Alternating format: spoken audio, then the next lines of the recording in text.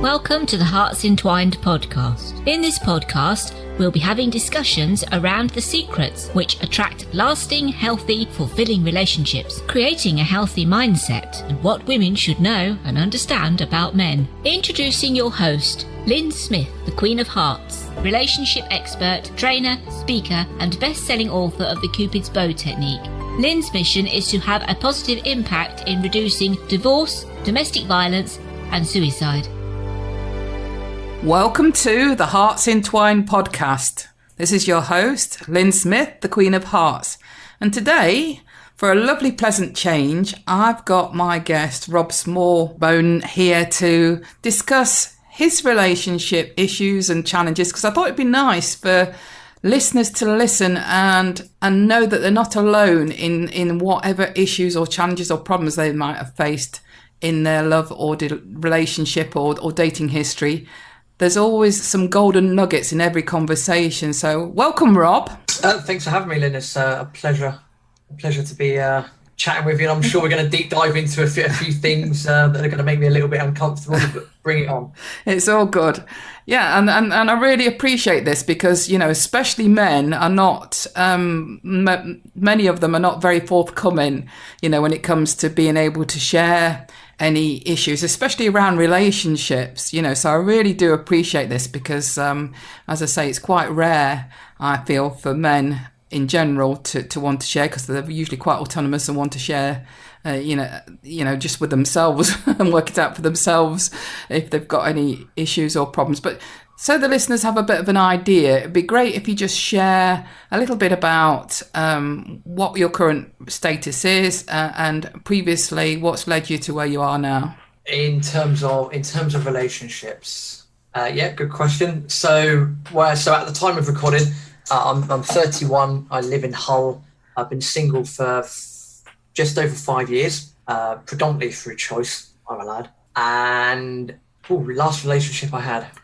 So just over 5 years ago. Then I went traveling, so we kind of broke it off, and then traveling, came back, and then my main focus has been on growing the various property businesses, writing books and stuff like that. So I've had quite a big focus doing that, which once I have focus or get involved in doing something like that, I'm quite single track minded. So the ideas of, you know, relationships haven't really come to my thought, or haven't really come to the front of my attention too much over the last 5 years or so. Okay, so when you think back to your previous relationships, what I'd like to know is first of all, what's been your longest relationship? Longest relationship has been about 2.5 years.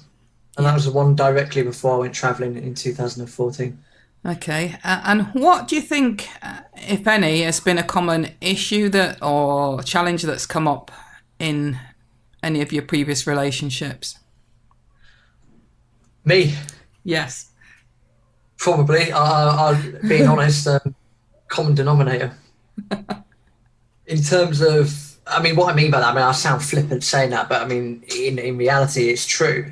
So if I look at, for anyone that, you know, for anyone that does know me, they will know that I always say the same thing when it comes to traveling. Changed my mentality. It changed my mind on many of things. For those of you that don't know me, then traveling changed my mentality. It changed, 2014, 2015. I was in South and Central America with my now business partner for about 10 or 11 months. We had a fantastic time. We saw a lot of things. It opened our minds to different ways that people live their lives. And, you know, I went away being very angry person, very closed-minded, very short-tempered. But I came back. I was a lot more open-minded. I still can have a short fuse at some point, depending on what goes on. But, you know, the traveling changed me as a person. I think the challenge, the fun challenge at the moment is having been single for so long, is all these lessons that I've learned, not just about traveling, but about growing businesses and working on business relationships as such. I've not been able to transfer what I would class as a new skill set and a new mentality into, an actual relationship. So I'm looking forward to that moment, because whoever's on the receiving end of it, they're gonna have the best time of their lives. So you've learned a lot of skills with your traveling and business insights that you feel would be beneficial, come the time that you attract a new relationship, and to be able to transfer those skills into that romantic relationship you're speaking about. Yeah, I'd say so. And what also has helped, and again, I'm going to say this quite flippantly, is I've been living with my flatmate for 2.5 years. We've known each other about 3.5 years in total. She's absolutely wonderful. So having lived with a woman over the last 2.5 years, has put me in good stead, because I know when to shut up. I know when to fight my battles, which is rarely. And I also know my place. Never argue with a woman, you're never going to win. I definitely from a man's perspective, but I think it's an important lesson as well. But these sort of joking things that we have going on, I do believe that that has put me in good stead. It would have been completely different living with a man for 2.5 years. So I'm respectful of that, and I think that would put me in good stead moving forward. Okay, so when you think about what lessons you've learned that would make a difference, if you were in a new relationship now, what do you think those lessons are that you could share with us? Number one would be, don't make mountains out of molehills. It's very easy to get into debates about petty things, because you have this sort of a psychology of, I have to be right, you have to be wrong. I would completely wipe that away. Completely. And then the 3 things I've just said about living with my current flatmate is, having a lot more of a respect for one another, also knowing when to fight your battles, knowing when to shut up, and just jokingly aside, mentally accepting the fact that just women are right, just let them crack on with what they need to do. 'Cause from a man's point of view, I find that the less the less we talk sometimes, the less crap we get ourselves into. So, yeah, I'd say those 4 lessons would be what I would take away from previous experiences, and that's what I'd put into the next experience. Excellent. I'm not saying excellent because I necessarily agree that women are always right, but I think I do feel you hit a chord with me, and I think in any relationship that thinking about what's more important. Is it more important to be right, or is it more important to maintain that connection and maintain the intimacy in relationships, not just from men, but from women as well? This is what I teach women, that at the end of the day, it doesn't matter who's right. You can have differing opinions. Just because you don't want to engage in an argument doesn't mean you necessarily agree with your other half. It just means that, in that moment, you prefer to maintain the intimacy rather than it lead to an all-out conflict. It's spot on, and a lot of that comes down to mentality as well. And we're always going to have differences in opinions. That's life. And if you're able to be able to portray that in a constructive manner with the person that you love or the person that you live with, then that's going to help, and that's going to go a long way to maintaining the status quo as such, and that's important. Yeah, absolutely. And I think people forget, that in the context of relationships, that what they really want is to feel that love and connection, because they're so hung up in their heads around wanting to be right. And in that moment, I feel that, especially for us women, when we do get into that masculine energy of wanting to be right, that we do then create the opposite of what we want. We cause him to back away and withdraw, and then we wonder why that happens. I'll have to take your word for it. But there is a way of speaking to men that, because women generally do want to be heard, and that's a common complaint I hear from my audience, is that, men don't listen, or if they do, they're just pretending to listen and then they're tuned out, really. But there's ways of approaching men, because they're more autonomous, that's going to make it more likely that he will listen and be present. And the common complaint for men is that women are hard work. you know. And the thing is that we don't mean to be hard work. There is just this difference that needs to be understood, and we're not actually educated around relationships in our school or parenting environments normally, are we? No, we're not. And you touched on a very important thing there, which I would argue is about communication. Because if you've got clear communication channels and you understand the values that the other person holds, then that's really important, because you can then hold to their values. You can sing to their values. I'll give you an example. So yeah, my flatmate and I, a restaurant in Hull that we normally go to, a really good restaurant. And it was one weekend, and she just said, "Oh, I fancy going to Meze," which is the name of the restaurant. Great, no problem at all. You know, can we go? And I was like, "Yeah, fine, whatever." But she knows that I make all my decisions based on economics. So I look at numbers, I look at how far an investment can go, all that sort of stuff. She was paying for it, ironically. It was her turn. We alternate like that. And she jokingly looked around at the menu and went, their specials are, you know, their special days are Monday to Thursday. Well, let's just go on Monday instead. I just started laughing. I thought that is absolutely superb. Even though that she was paying for it, she's looked at that. She knows that I make decisions economically. And she said, let's just do Monday instead. It will be cheaper for the same sort of dishes that we wanted. So I was laughing. about that because I thought that was funny. Point being of that, because she understands my highest values and I understand her highest values, it's easy for us to articulate to each other. If we need to discuss something, it's, you know, all cards laid down on the table and we can sing to each other's values. And once you can do that, I'm not saying that, you know, they then become putty in your hands, but that right way of communicating certainly goes a long way to, you know, maintaining that level in a relationship or friendship in this case. Yes, yeah. I had a similar conversation, funnily enough, with my other half, Paul, and literally knew how to tap into what he values, because he was struggling with, funnily enough, he's got his own Speaking from Our Hearts podcast, and he was struggling with juggling, you know, the backlog.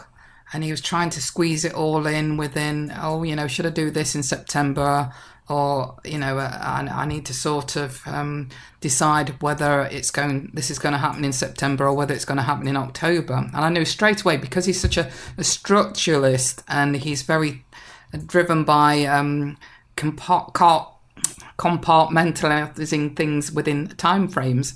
I says, well, why don't you, you know, start that new session regime at the beginning of Q4, which when he divides the year up into quarters, you know, Q4 is October. And he got no answer to that. He just says, yeah, that's the answer. You know, it's like, he couldn't argue with the logic of that, because it sort of fits so nicely into what he values in terms of structure and timelining things that, yeah, actually that's the answer, Lyn. You know, the Q4, I don't need to worry about trying to get it all in September. Let me say that, you know, I'm going to start this new pattern of producing these podcasts in October, because that's the start of Q4. And it was just like... That's a fascinating example, and it's very poignant, because and again, I say this humbly, I say this, I'm not, you know, I'm by no means a guru on this. Like I said, I've been single for, you know, just over 5 years. But that being said, I will give you my sixpence, and that's a great example, because that demonstrates that there's an understanding there, and you're able to articulate it to exactly how your husband understands it. And as you've just explained, you've just gone away and gone, boom, light bulb moment, great, thanks. If you'd have said that any other way, chances are you wouldn't have probably had the same conversation. So, yeah, I said kudos to that. Yeah, the chances are I wouldn't have received it, because it you know, a lot of men receive advice as unsolicited, and unless he's inviting you in, which he obviously was inviting me in on that, within that conversation. But, you know, sometimes it can still come across as being unsolicited if you're trying to really, you know, dominate and make it that, you know, this is my opinion and this is what you should go with it type approach, rather than, you know, think of it, you know, as being the start of Q4, you know, which I knew would be a perfect fit for how he structures his life. Perfect.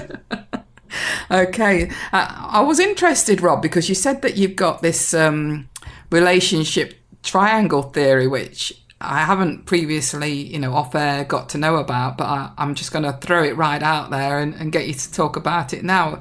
Well, so what do you mean by this relationship triangle theory? Tell me about that. Oh, okay, yeah, no problem at all. So if obviously appreciate people that are listening to this when they're driving or at the gym, so just try and imagine this as best as you can. You draw what I assume is an equilateral triangle. So a regular triangle, we've got a big base, and then you go all the way to the top, and you've got a point at the top. Now, what I find is what a lot of people do, or certainly maybe in the UK, in our culture, that people often have the pinnacle of any relationship normally ends up in marriage or civil partnership nowadays, either or. And that seems to be the apex, or the bit at the top, and everything else happens underneath. Well, my argument to that is, if you flip the triangle upside down, so you've got your point at the bottom and it goes, upwards and outwards, surely when you meet someone or when you start courting, I love that word, when you start courting, that you've got a solitary meeting point, and then everything else grows from there. That's what I mean by that, is just flip it on its head and going, rather than working towards this goal of, whether that be marriage or whether that be, kids or whatever it is, flip it on its head and go, well, we start with a single meeting point, and then, almost like love can grow over time, because as love grows, or as you grow, love grows, and it just goes, outwards, and then the options become endless rather than having it the other way around. Yeah, I like that. Yeah, I like that. Definitely, because like you say, it if you flip the triangle on its head, so the point is facing downwards, and it's more like a funnel, and you're sort of moving up through the funnel, and it opens out, and you're allowing more space and more room and more opportunities for new levels of growth and insights to come in. Is that what you're saying?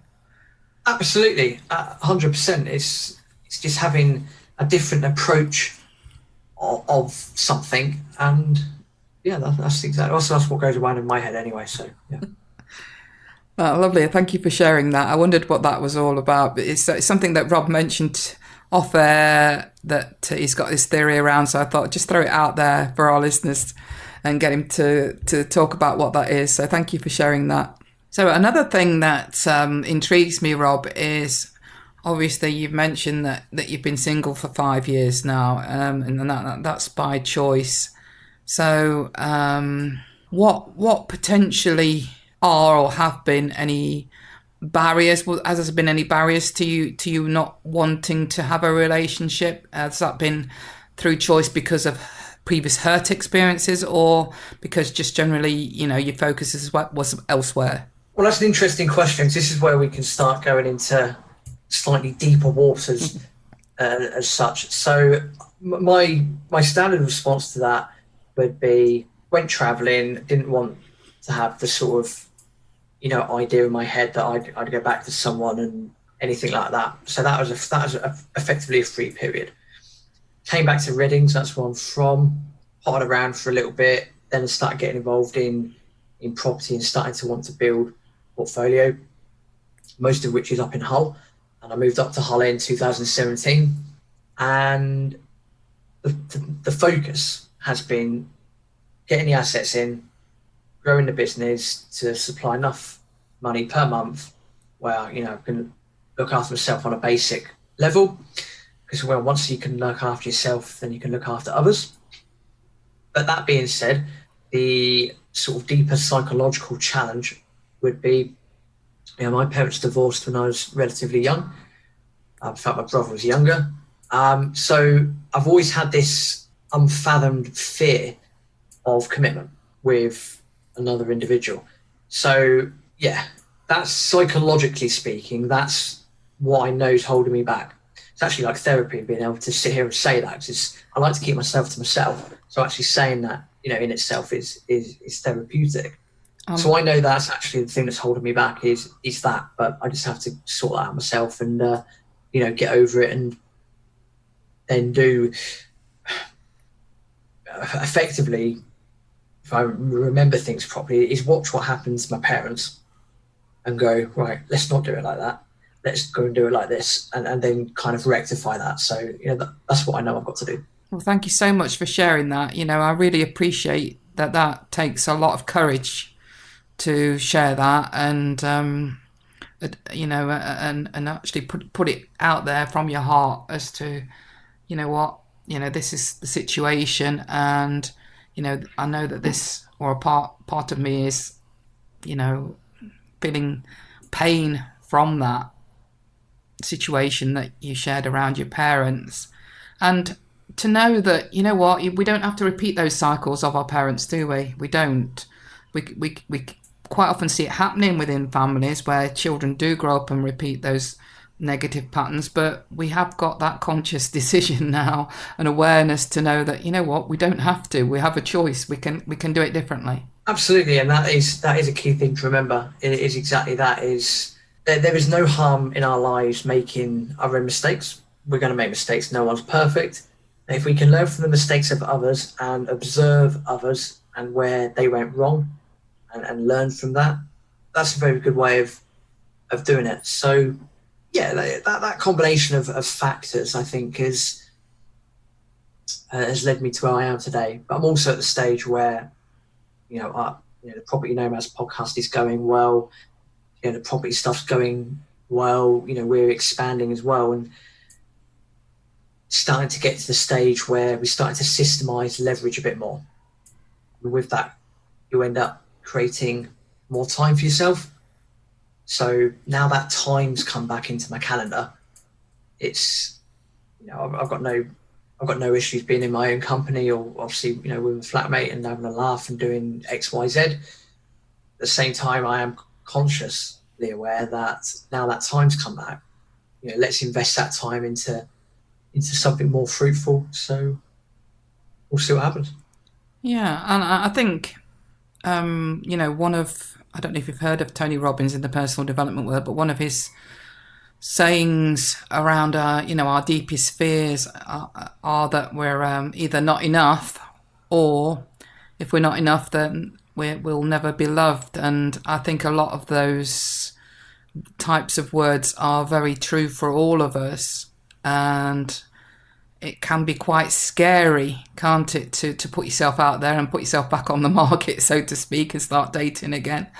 But the thing is that I want to reinforce that everybody, and you included, obviously, Rob, you are enough. You do deserve to be loved, and don't hold yourself back, because real passion in relationships comes from, our hearts, not our heads.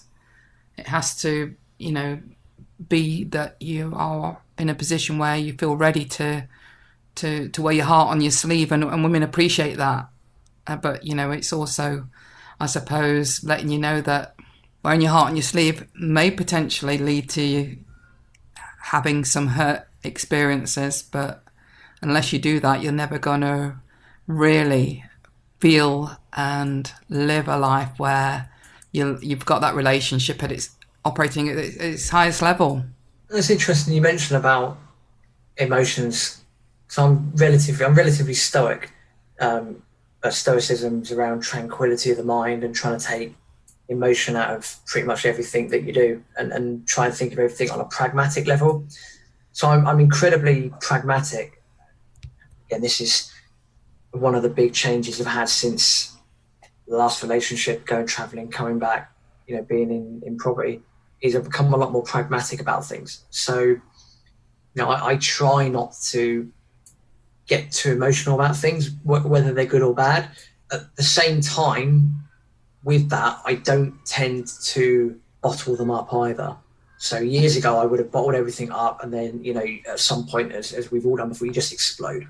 And sometimes if you explode at the wrong person, that damages that friendship, relationships. That's not good. So I've practiced and continually practiced to not be overly emotional about things. And at the same time, I don't bottle things up. So I'm just very constructive, relatively calm. You ask people that work with me as well, they'll say the same thing. relatively calm, relatively pragmatic. Yeah, I am prone every once in a while to blowing my fuse as such, but I'll make sure that I do that either in a room with myself, or I'll make sure if I'm driving or something, I'll get everything out in the open just with myself. So yeah, I think it's for me, it's trying to find that balance as well. I'll look forward to it. Yeah, and the thing is that we don't need to make ourselves wrong for being emotional. If we do experience negative feelings, it's not wrong to experience that.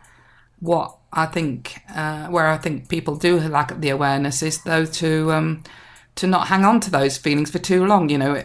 Acknowledge those negative feelings, whatever they might be.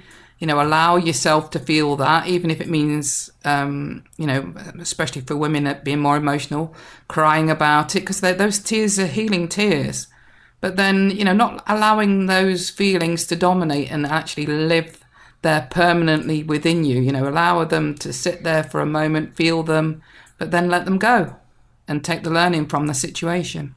We have to learn. If we're not learning, we're not moving forward. Exactly. Yeah.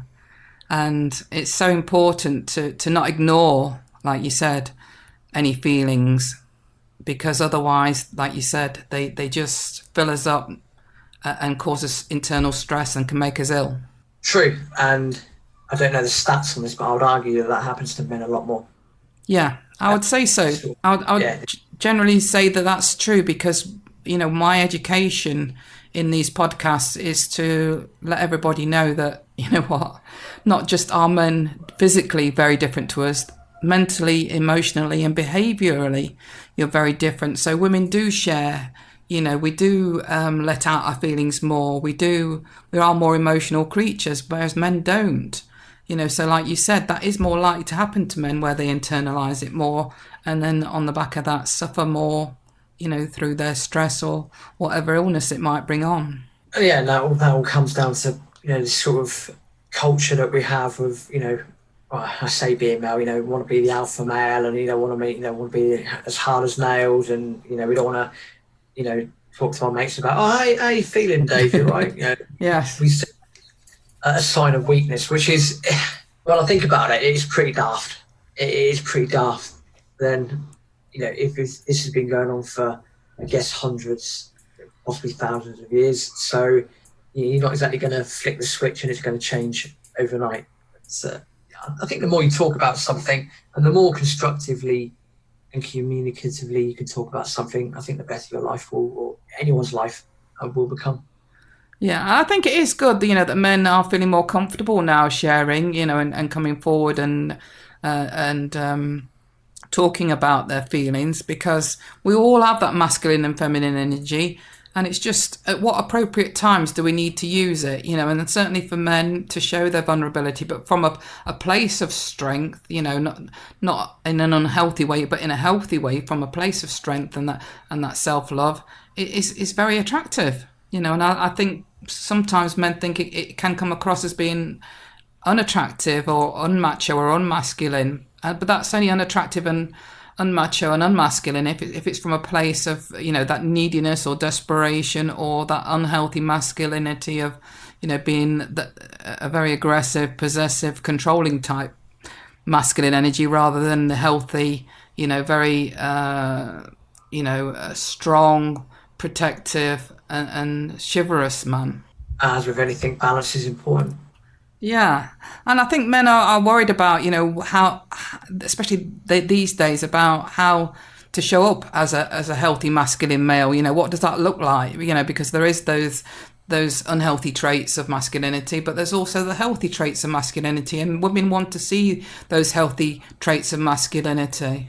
And understandably so. It's, I know a few people that say to me that they'd like to see almost like someone's two-faced, like they've got this, from in their men or whatever, to have this sort of exterior posture when they're out and about together. I want this alpha male, I want this, someone's going to protect me and all that jazz. But then behind the scenes, they want them to be, very romantic and, this and that. So it's almost like this two-faced approach, which I'm sure works for many people. I don't see any I don't see any issue with that. But everyone's different at the end of the day, and everyone's going to have their own sort of wants, desires, and qualities. Definitely. Well, what I teach is that we all have masculine and feminine energy, usually in the context of opposite sex relationships. It's usually the same as your gender. So if you're a woman, then your more dominant energy is your feminine, and if you're the man, your more dominant energy is the masculine. But also within that, there's the healthy and the unhealthy aspects of that. And what I teach is how to, join the two, but from a place of the man operating at his highest, healthiest masculine, and the woman operating at her highest, healthiest feminine. Because quite often women, especially if we've been hurt or we've been abused, or if we've been educated to be more like men in the workplace, use their masculine energy within their intimate relationships. And it doesn't work, because men just feel within the context of that another masculine energy in the room, and that's when you get conflicts arise. And quite often, because we're not being educated around this stuff, neither party knows why that's happening.